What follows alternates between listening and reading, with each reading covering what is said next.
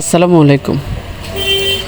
আজকের এই ভিডিওটা হচ্ছে আমাদের লক্ষ্মীপুর জেলায় মতিরহাট বাজারের যে মেইন সড়কের উপরে যে বলির ফুল বাজারটা আছে, এটা হচ্ছে সেই বাজারটা। এখন আমি যাচ্ছি মতিরহাট থেকেই কিন্তু বলির ফুল হয়ে তোরাবগঞ্জ যাব। তো ভাবলাম একটু ভিডিওটা করি, আর নামাজেরও সময় হচ্ছে, ওখানে একটু নামাজ পড়ে নিই। আসলে এই বাজারটি স্থানীয় কৃষক ও ব্যবসায়ীদের জন্য একটি গুরুত্বপূর্ণ স্থান, যেখানে তারা তাদের উৎপাদিত পণ্য এবং অন্যান্য পণ্য সামগ্রী বেচাকেনা করে থাকেন।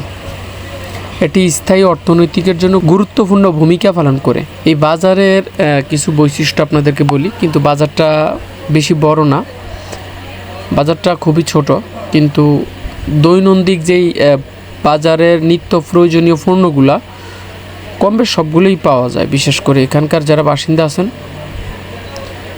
আমিও এই এলাকারই বাসিন্দা, আমিও এখানে, আমার বাসা এই সামান্য একটু পিছনে ফেলে আসছি, এখন মসজিদে যাচ্ছি।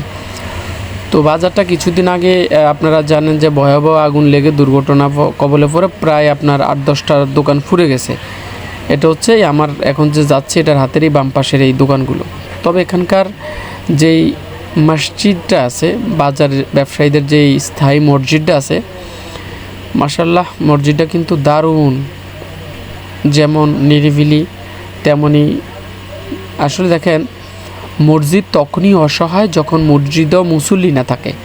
আলহামদুলিল্লাহ প্রচুর পরিমাণ মুসল্লি থাকে। আশা করি সবাই এসে দেখে যাবেন এই এলাকাটা, আপনাদের পছন্দ হবে ইনশাল্লাহ।